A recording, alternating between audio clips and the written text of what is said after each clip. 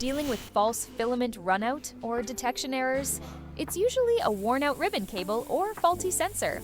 Restore your A1/A1 Mini with our custom-engineered Hall sensor and flex cable kit.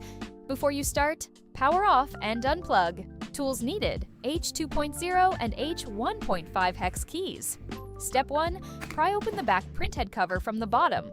Step 2. Remove 4 screws to disconnect the USB-C cable upward. Step 3. Unscrew 3 black screws and gently remove the toolhead board.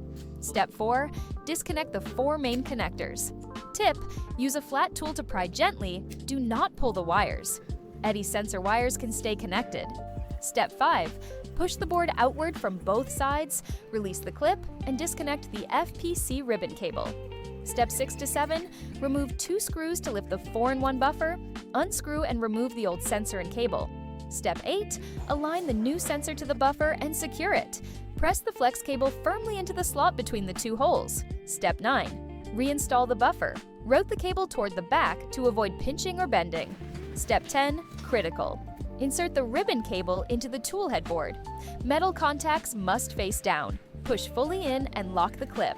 Step 11. Reseat the board. Ensure cables are outside and clear of screw holes. Secure with 3 black screws. Do not over-tighten. Step 12 to 13. Reconnect all connectors: heater, motor, fans. Reinstall the USB-C cable, align the groove, and snap the back cover on until it clicks twice.